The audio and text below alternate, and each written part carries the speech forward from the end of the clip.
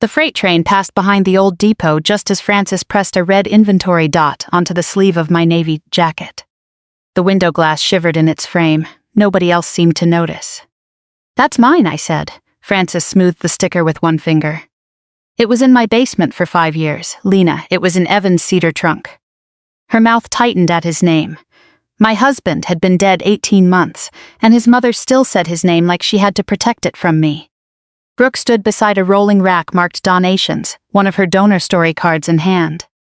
"Mom, we're already behind." Francis lifted the jacket. The left cuff turned toward me, gray thread, crooked stitches.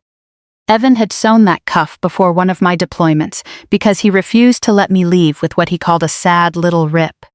I took one step forward. Francis finally looked at me. "Even spent enough years waiting for you to come home," she said.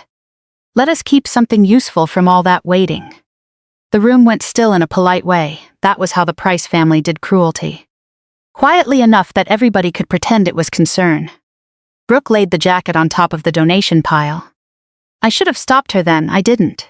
Ray Mendoza, the retired Navy man helping the Heritage Center catalog the collection, wheeled the pile toward intake. He lifted my jacket with both hands. Something heavy struck the inside lining. A dull, solid knock. Ray paused. He slid 2 fingers into the inner pocket. His face changed before he pulled anything out. And that was when I understood the Price family had spent 18 months speaking about my marriage, as if my silence had made them its official historians. They just didn't know yet that Evan had left something inside my jacket. I met Evan Price in a laundromat outside Norfolk because the dryer in my apartment building had eaten $3 and half a uniform sock. People like to give beginnings music, timing, some sign that 2 people were supposed to find each other. We had fluorescent lights, a broken change machine, and Evan reading a stack of 10th grade history essays while his jeans went around in a dryer with a pink towel. He looked up when I kicked the vending machine. "You Navy?" he asked. I was still new enough to the fleet that I thought my haircut gave me away. What gave it away? He pointed at the name tape sticking out of my laundry basket. Detective work, that was Evan. He never tried to be impressive. He liked facts that stayed put, baseball scores, battle dates. The exact amount of coffee grounds for the machine his mother gave us when we married. I liked things that could go wrong if you got careless. We fit better than that sentence makes us sound. Francis did not dislike me at first. I want that understood. She brought a casserole to our first apartment. She remembered my birthday before Evan did. The first Christmas after we married, she gave me a wool scarf because she had noticed I kept borrowing his. But Francis loved by keeping count. Who came home for Thanksgiving? Who called on Sunday? Who remembered anniversaries? Who sat beside whom in the hospital? Military life does not survive well on a scoreboard like that. The first time I missed Christmas, Francis said she understood. The second time she said Evan understood. By the third she stopped saying either. Brooke was easier to read. She was 3 years younger than Evan and worked in development, which meant she could turn almost anything into a clean story with a beginning, a struggle, and a tax-deductible ending. At family dinners she would ask where I was headed next. Can't say much yet, I would tell her, so more safety stuff. Something like that, and that was enough. Nobody forced the misunderstanding on me. That mattered later. I helped build it. I had learned early that giving family the smallest true answer saved everybody time. Ordnance safety, training, inspections, long days. Bad food, nothing worth talking about over ham. Evan knew there was more behind those words. Not every detail. He never asked for what I could not give. That was one of the reasons I married him. Before I left in 2007, I found him at the kitchen table with my navy jacket spread across his lap and a sewing kit open beside his coffee. The cuff had caught on a metal edge at work and torn along the seam. "You know I can get another one," I said. "You know I can fix this one." He could not. The stitches were crooked and too wide. He used gray thread because it was the closest thing in the little hotel sewing kit Francis had given us years earlier. I laughed so hard I had to sit down. He looked offended. "That is structurally sound. It looks wounded, then you will match." He regretted the joke as soon as he said it. I kissed the top of his head before he could apologize. That jacket came with me anyway. Months later, when I came home thinner and moving carefully because my left side still hurt when I turned too fast, the cuff was still holding. Frances saw the way I moved. She saw the appointments. She saw Evan driving me to Bethesda twice because I was not supposed to drive myself. But I never told her what happened, neither did he. To Frances, I had come back from another such of safety work with a medical problem and a husband rearranging his schedule around me again. She brought Tex soup, she folded laundry, she also started saying things like, "At least Evan is used to waiting." I let the sentence pass the first time. That is one of the problems with letting something pass. The first time feels like restraint. After enough years, everybody forgets there was ever another answer. Deployments ended, new assignments replaced old ones. Evan taught the Civil War to teenagers who mostly cared about whether it would be on the test. I learned to sleep in 4-hour pieces and stopped noticing when I chose the chair facing the door. We did not have children. Frances believed that was another thing the Navy had taken from her son. The truth was simpler and sadder. Evan and I had tried. Then we stopped trying. That grief belonged to us, and because it belonged to us, we never handed it to the family for discussion. Frances filled in the missing parts herself. By the time I retired in 2021, she had accumulated enough assumptions to explain our entire marriage without asking either person who lived inside it. Evan and I moved out of the house near base and into a smaller place outside Fredericksburg. We donated furniture, boxed books, argued over coffee mugs, and discovered that 21 years of marriage can hide an astonishing number of extension cords. One cedar trunk would not fit in the new place. It held old uniforms, letters, photographs, and things neither of us wanted to sort yet. Frances had space in her basement. I wrote Lena, not donate, across a strip of white tape and stuck it to the lid. Subtle, Evan said. Your family likes labels, that they do. A week later, I came downstairs and found him kneeling beside the open trunk. My old Navy jacket was across his knees. For 1 second I thought he was fixing that ugly cuff again. What are you doing? Nothing useful, he smiled, reached into the inside breast pocket and pulled the zipper closed. I heard a click from somewhere inside the lining. What did you put in there? Something I got tired of keeping in my desk. I reached for the pocket. He caught my hand. Leave me one mystery, Lieutenant Commander. I rolled my eyes. Then I let him close the trunk. That was the last time I saw the jacket before Evan died. And the last time I saw him put something away that he believed I would eventually be ready to find. Evan got sick in the spring of 2024. Not dramatically, not at first. He had been tired for months and blamed the school year. Then he started losing weight. Then there were blood tests. A scan, another scan, and a doctor who closed the door before she sat down. After that, time became appointments. I had spent most of my adult life learning how to function when something dangerous entered a room. Cancer was different. It did not need a room. It followed us home. Frances came often. Brooke organized meal trains, rides, a calendar, passwords, pharmacy pickups. They were useful in ways I was grateful for and uncomfortable admitting. Evan hated being managed. He would look at the three of us standing over him and say, "I'm still technically in the room." He kept teaching until he could not. He died in November, 6 weeks after his 50th birthday, with a stack of ungraded essays on the dining table and 3 mechanical pencils in the mug beside them. I was there. That matters because later people spoke as if the Navy had even managed to take his death away from me. At the funeral, Frances held herself together with both hands. Brooke moved through the church like a person running an event, because sometimes grief needs a clipboard. I stood near the front and accepted condolences from people who knew Evan from school, church, little league games he had volunteered to umpire, and all the ordinary places where a good man leaves pieces of himself. I remember very little of what anyone said. I remember Frances. A woman from the church hugged her and whispered, "He was lucky to have Lena." Frances looked over the woman's shoulder at me. Then she said, "He was very patient." It was not an accusation, not exactly, that made it worse. A week later, Brooke used a version of the same sentence at the family dinner after the burial. "Evan waited for you his whole life," she said. She meant it as grief. I knew she did. I also knew it was not true. I could have corrected her.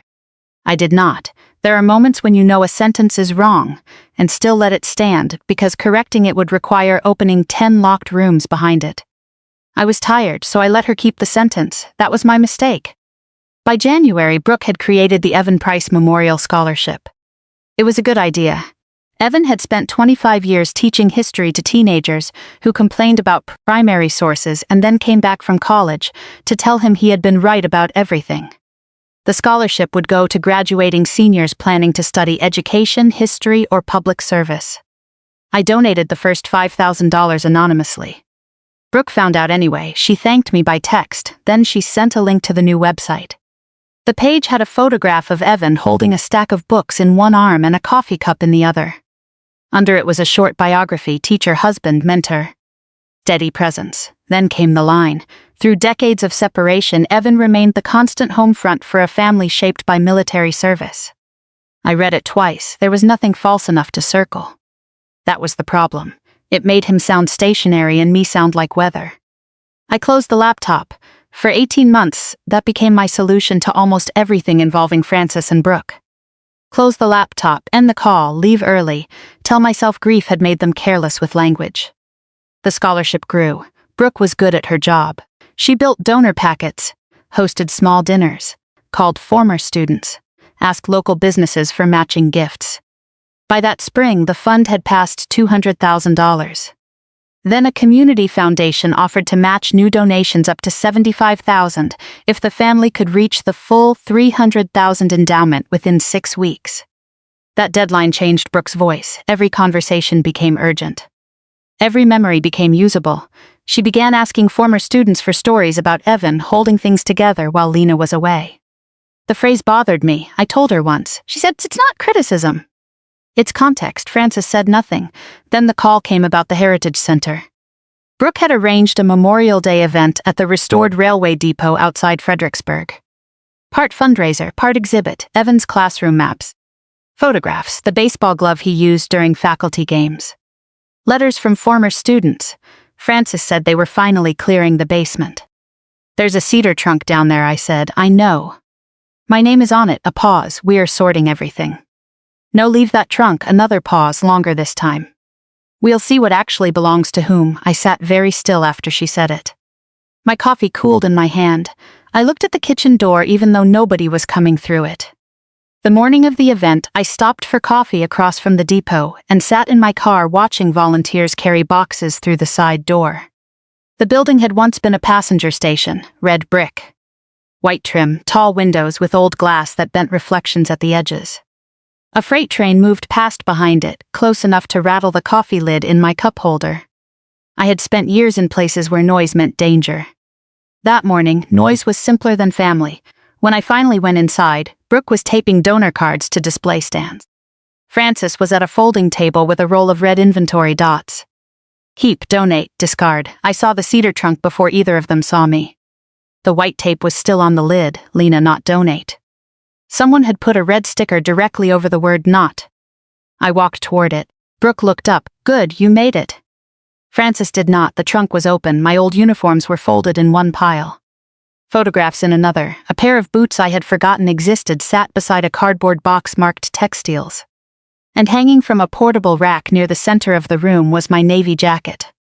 The left cuff faced outward, gray thread, Evan's terrible stitches. There was a red donation dot pressed directly on top of them. Something in me stopped offering explanations on their behalf. Not because they had found the jacket, not because they wanted to donate it. Because someone had seen my name, seen the words "not donate," covered them, and kept going. Brooke followed my eyes. "We thought it would mean more as part of the exhibit." "You thought wrong." Her expression tightened. Francis finally turned around. Behind her on the table, I saw a stack of Brooke's donor story cards. The top one read, "Even Price, the man who stayed." Below it, in smaller print, "A lifetime of steady love through decades of absence." I looked at the card, then at my jacket, then at Francis. Nobody in that room was waiting for my account of my own marriage. They had already chosen the wording.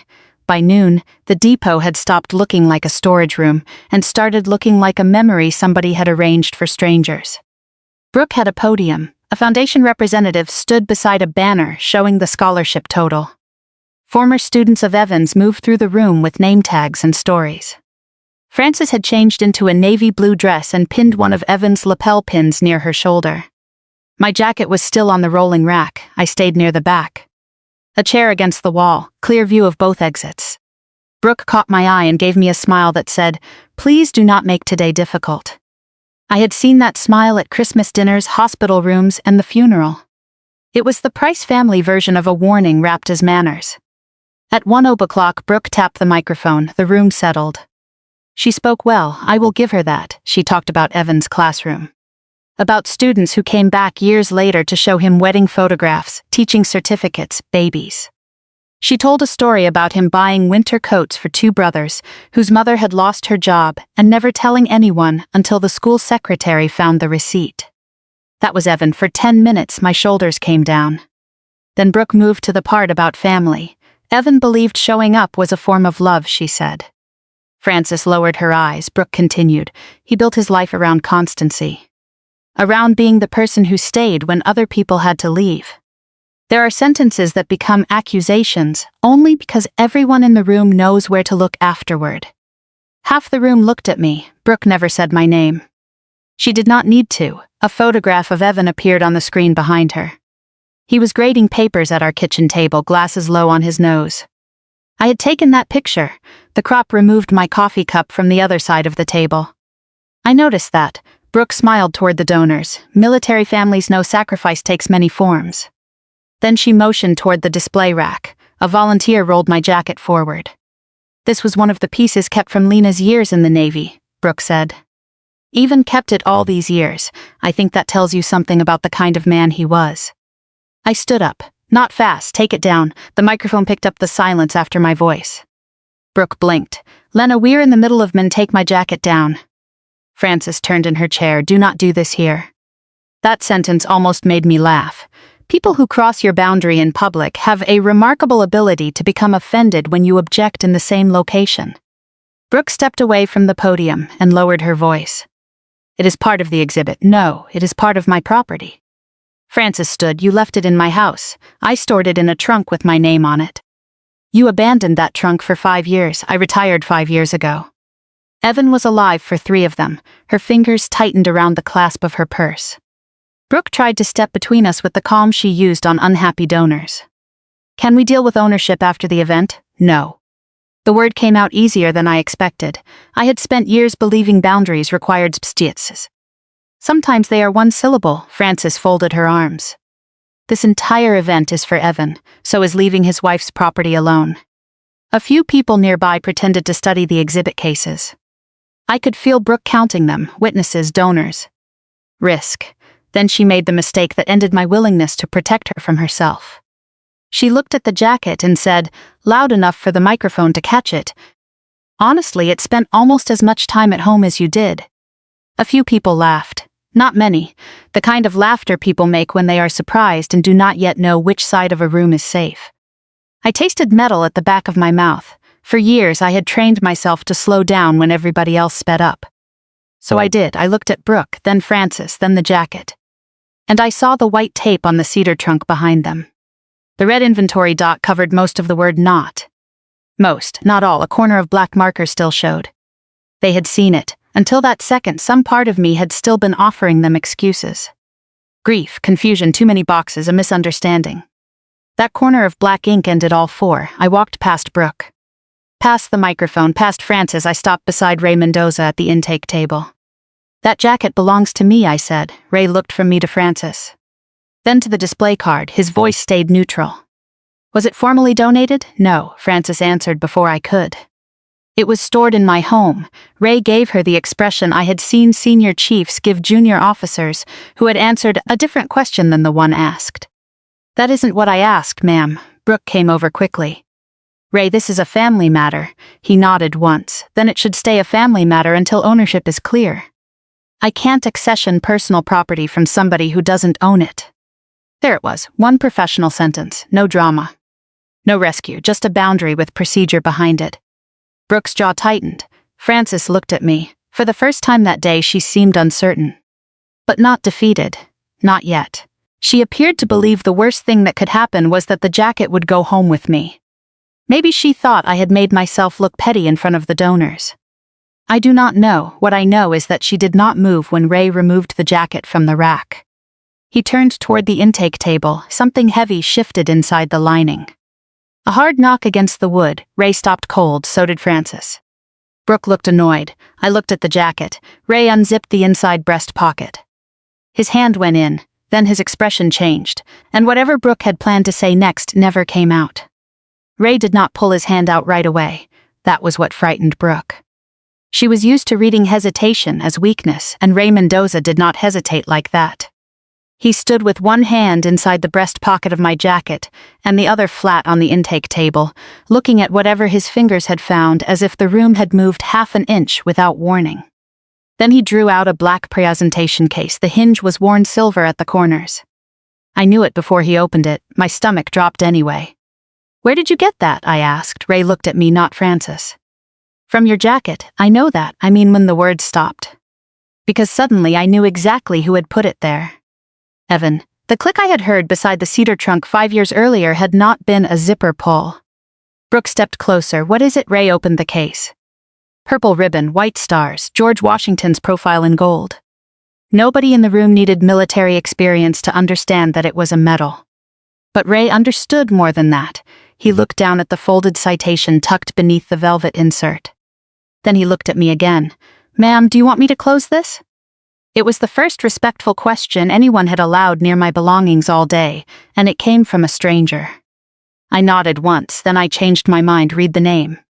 Brooke's eyes moved from me to the case. "Francis Lena did safety work." Ray did not answer her. He unfolded the citation carefully and flattened it with 2 fingers. His eyes moved across the page. I watched the exact second he saw the unit. Not because he gasped, not because he stared, because his shoulders became still. People who have spent long careers around explosives learn a particular kind of stillness. You do not waste movement when movement matters. He read the first line again. Then the second, Lieutenant Commander Lena Mercer Price. The microphone was still live behind us. My full name carried farther than I wanted it to. Ray lifted his eyes. "Retired?" he asked. That was all I gave the room. No speech, no correction of Brooke's biography, no list of deployments. Just one word, retired. Francis looked at the medal. Then at me. "I don't understand." I believed her. That was worse than if she had been pretending. Ray rested the citation on the table. "This citation tells me she was wounded by hostile action, ma'am." Francis blinked. Brooke glanced toward the donors. That was her instinct under pressure. Find the audience. "Measure the damage. Could it be someone else?" she asked. Ray turned the paper slightly toward her. "It has her name on it." "I mean, could Evan have been keeping it for somebody?" Ray looked at her for a long second. Then he tapped the typed name once. Not hard, he did not need to. Brooke stopped asking. A former student of Evan's lowered his phone. He had been recording the scholarship presentation. The screen stayed pointed at the floor. The foundation representative removed her hand from the donation total banner. Nobody applauded. I was grateful for that. Applause would have made it cheap.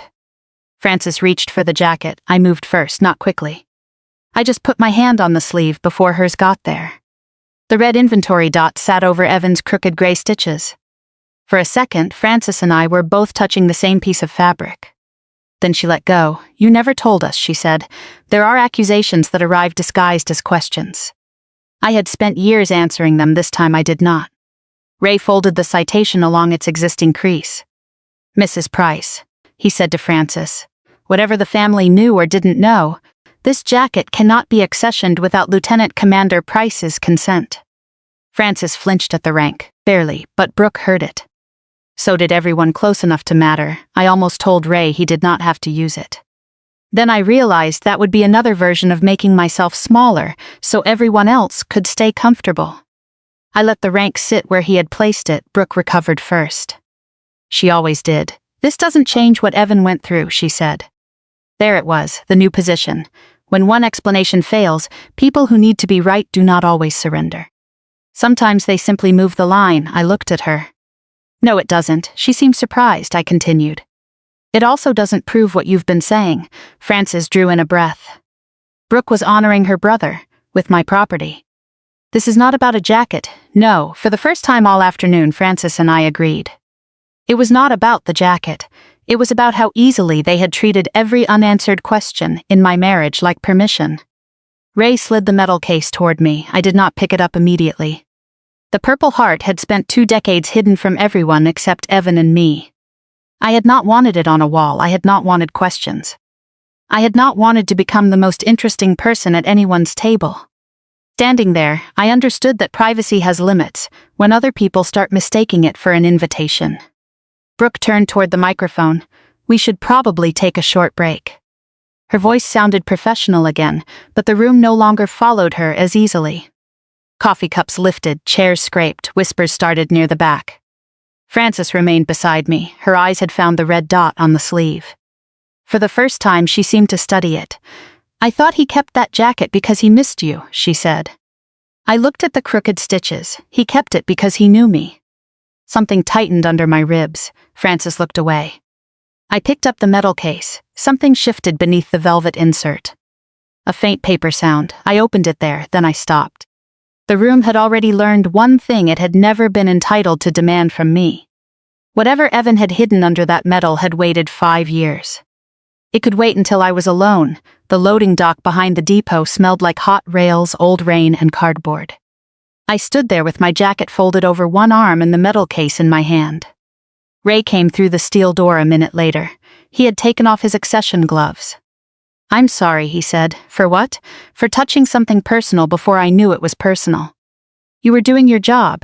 That doesn't mean the job can't cross a line. I looked at him. That sentence sounded like it came from somewhere older than the museum. Ray nodded toward the case. I won't ask what happened. Good, I will say this. Decorations tell people what the government recognized. They don't tell people what it cost. I almost smiled.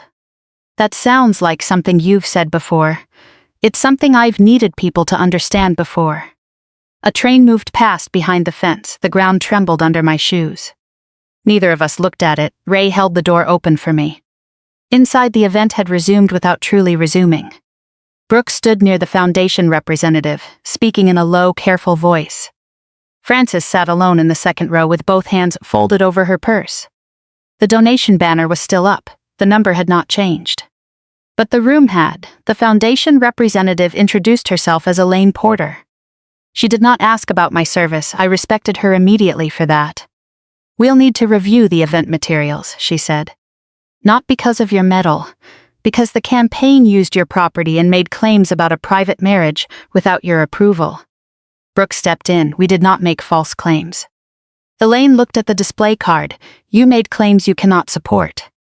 There was the difference between family language and professional language. Family language asks who meant well. Professional language asks what can be verified. Brooke's face hardened. So what happens now? We pause the matching announcement. We correct the biography. Then the board decides whether donor trust has been affected.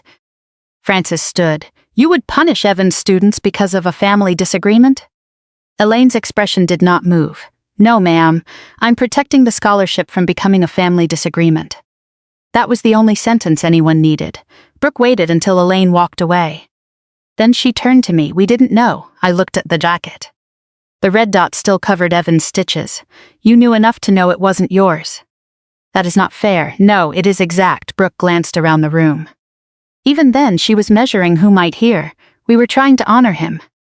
You were trying to make him easy to explain. Her mouth opened. Nothing came out. Frances crossed the space between us. You could have told me, she said. I had expected anger. Instead, one thumb kept rubbing the brass clasp of her purse. You never asked, I said. I asked you where you were. You asked where. You never asked who I had to become there. Her eyes filled. I hated that part. People think boundaries feel clean when you finally set them. Sometimes they feel like hurting someone with the truth after years of letting a softer lie do the work. Frances looked at the metal case. Did Evan know? Yes, all of it enough. She pressed her lips together. Then she said the first honest thing I had heard from her in years. He never told me. I looked at her. You stopped asking him before he died. She flinched. I did too, because the sentence was cruel. And because it was true, Evan had learned to protect our marriage from his family by offering them the same small answers I did. Fine, busy. She's away. We are good. After he died, those little answers were all Frances had. Brooke asked whether I wanted to make a statement to the donors. No, you could clear this up. I am not another version of your campaign. That isn't what I meant. It is what you know how to do. She looked as if I had slapped her. I had not raised my voice. Quiet truths often land harder because nobody can blame the volume. I signed a simple release confirming the jacket had never been donated and took the cedar trunk inventory list from Ray. Then I left. No one stopped me. In the parking lot, I sat behind the wheel without starting the car. The jacket lay across the passenger seat. For years, I had remembered it as part of the uniform. Now I saw Evan's hands in it, the gray stitches, the repaired seam. The zippered pocket. I opened the metal case again. The purple heart rested where it had rested for 20 years. I lifted the velvet insert. Underneath it was a folded piece of school notebook paper, softened at the creases. Blue mechanical pencil, Evan's handwriting. My name was written on the outside. Not Lieutenant Commander, not Lena Price, just Lena. I held the paper without opening it. Through the windshield, I could see Frances standing inside the depot window. She looked smaller through the old glass, bent at the edges. For one moment, I wanted to go back inside and hand her the note unopened. Let her decide what Evan meant. Let her carry the risk of reading him wrong. Then I understood that was the habit I was trying to break. This was not hers to interpret first, it was mine. I unfolded the paper. The note was dated 3 years before his illness and began with an apology. I read the first line twice. Lena, I am sorry I did not answer my mother tonight. The note was dated October of 2021. I remembered the dinner immediately. Frances had been talking about retirement as if it were something Evan had survived, rather than something we had reached together. Brooke had asked whether we planned to travel. Evan said we might drive west once the school year ended. Frances laughed. After all these years waiting for Lena, now she finally gets to decide where you go next. I had looked at Evan. He had looked down at his plate. On the drive home, I told him it was fine. That was the lie we both used when neither of us wanted to spend the energy required for the truth. The note continued. I should have answered Mom tonight.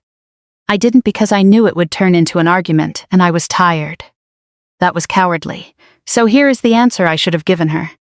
I never thought I was waiting for you. Waiting means you put your life on hold until the real thing starts. That was never us. I knew what I was signing up for as much as anybody ever does. I knew there would be calls at bad hours, an empty side of the bed, plans that changed, and parts of your job you could not bring home. I did not like every part of it. I liked you. That was the deal, and I made it myself. Do not let anybody make my choice sound like something you did to me. I stopped reading. A car passed behind me. Somewhere near the depot, a volunteer dragged a metal table across concrete.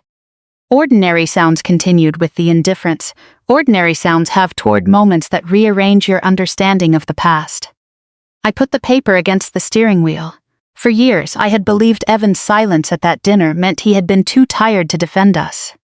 Now I understood something less comfortable. He had been doing exactly what I did. Avoiding an argument because the truth seemed more expensive than the peace. I had learned to absorb pressure quietly because noise and panic could get people hurt. Evan had learned it in a house where one disagreement could stay alive for 3 Christmases. Together, we had made restraint look like agreement. That realization did not excuse Frances. It did not excuse Brooke. They had seen the label on the trunk. They had taken my property. They had used my absence as a fundraising device and my husband's death as permission to speak for him. But I could no longer pretend Evan and I had given his family nothing to misread. We had spent years answering hard questions with easy words. The note continued. The medal is in the jacket because you told me you did not want it on a wall. I agree. The jacket makes more sense. It is the one I ruined with gray thread and somehow you kept wearing it. If you ever decide you want the medal out, take it out. If you never display either one, good. I married you, not the frame. I stared at that last sentence, then I laughed once. A broken sound because that was Evan, not a poet. Not a man preparing a final message. A history teacher annoyed by dramatic displays and aware that he had made a mess of a perfectly good cuff. He had written the note while healthy, before scans. Before the closed door, before either of us understood how little time was left. It was not a deathbed confession. It was an ordinary husband on an ordinary night, correcting himself on paper because he had failed to do it at dinner. That made it matter more. I photographed both sides of the note. For several minutes I stared at Frances's name on my phone. Then Brooks. I did not write an explanation. I did not tell them what the Purple Heart meant. I did not defend the years I had been gone or list the years I had been home. I sent the photographs to both of them with one sentence. This is Evan's handwriting. Read it before you describe our marriage again. Brooke saw it first. The 3 dots appeared almost immediately. They vanished, returned, vanished again. No message came. Frances took 11 minutes, then my phone rang. I let it ring until the screen went dark. Not to punish her. For the first time since Evan died, I did not need her reaction before I trusted my own memory. I folded the note along its old creases and placed it back beneath the metal. Then I removed the red inventory dot from the sleeve. It came away slowly, leaving a pale square of adhesive over Evan's gray thread. I rubbed it once with my thumb. The mark did not disappear. Some things can be reclaimed without becoming untouched. I put the jacket on. It still fit across the shoulders. The repaired cuff sat against my wrist. For the first time, it felt less like a uniform than something Evan had been keeping for me until I was ready to take it back. Then I started the car and drove home. Brooke called the next morning. "The foundation will keep the match open," she said. "But the biography has to be corrected before the board meets Friday." "That sounds reasonable. She wants your approval." "Of what?" "The new language." I stood in my kitchen with Evan's note and the jacket hanging over a chair. Brooke took a breath. "She also asked whether you would be featured in the campaign." "Your service, the medal, what you and Evan carried together." "No," the answer came before she finished. "Lena, it could protect the scholarship." "The scholarship does not need another simplified woman standing beside Evan." "That is not what I meant, I know, but it is what would happen." Then Brooke asked, "What do you want?" It was the first time she had asked without already holding the answer. I gave her 4 conditions. The scholarship would remain in Evan's name. Every sentence suggesting he had endured our marriage because of my service would be removed. My rank, deployment's injury, and medal would not be used to raise money. And nothing belonging to me would ever again be displayed, donated, or described without my written permission. Brooke wrote them down. "What about Mom?" "That is not a condition." "That is a relationship. Is there still one?" "I don't know yet." The corrected biography went online 3 days later. It described Evan as a teacher, husband, mentor, and man who believed education was a public trust. It said nothing about waiting, nothing about absence, nothing about sacrifice inside our marriage. The foundation approved it. By September, the fund reached $300,000. Brooke sent me the number without commentary. I replied with a thumbs up. Some repairs begin at exactly that level. The following spring, the first scholarship ceremony was held in the school library where Evan had spent years arguing that students should read documents before trusting textbooks. I attended because the recipient deserved more than the Price family's discomfort. Marisol Vega received the award. She planned to study special education and return to the county after college. Brooke introduced her. She did not mention me. That was how I knew she had listened. Frances sat 3 seats away. We exchanged a nod before the ceremony. Afterward, she found me near the exit. For once, I had not chosen the chair with the clearest view of the door. I noticed only when she approached. "I read his note every day for a month," she said. "It was not written to you, I know." That answer mattered. She looked older than she had at the depot, not weaker. Just less arranged, her hands stayed at her sides. "I used his silence to agree with me," she said. "I am sorry." I did not tell her it was all right. It was not. I also did not tell her I forgave her. Forgiveness offered too early can become another chore handed to the person who was hurt. "I believe you are sorry," I said. "It was the most I had." She nodded. We did not hug. She asked whether she could call the following week. I said she could. That was not reconciliation. It was permission to try. At home, I hung the navy jacket in the cedar closet. The Purple Heart stayed inside the breast pocket beneath Evan's note. I put neither on the mantle. They were not exhibits. They were not fundraising material. They did not need an audience. A pale square remained where Frances's red sticker had been. Beside it, Evan's crooked gray stitches still held the cuff together. One mark came from a label somebody had put on something that did not belong to her. The other came from a man who had looked at damage and tried, badly but carefully, to mend it. I left both. For years I thought refusing to explain myself meant nobody could define me. That was not true. People will label what they do not understand. Families do it, grief does it, institutions do it. Sometimes we do it to ourselves because one short description is easier to carry than the whole truth. I cannot stop people from making assumptions about me. I can decide which labels I allow to stay attached. Frances had put donate on something marked not donate. Brooke had put absent over years she had never lived. I had put private over so much of myself that eventually I stopped noticing when other people wrote underneath it. I know the difference now. Privacy is mine to choose. Erasure is not. They do not get to turn Evan's choice into my debt. They do not get to use my wounds as proof or my silence as permission. And they do not get to decide something is worthless because they never learned how to read it. The jacket still carries dried adhesive. The cuff is still badly sewn. It fits me. That is enough. Has anyone ever put a label on your life because you stayed quiet long enough for them to think it belonged there? And when you finally saw it, did you peel it off? Or did you decide, like I did, that one small scar was worth keeping so you would remember exactly where the line was?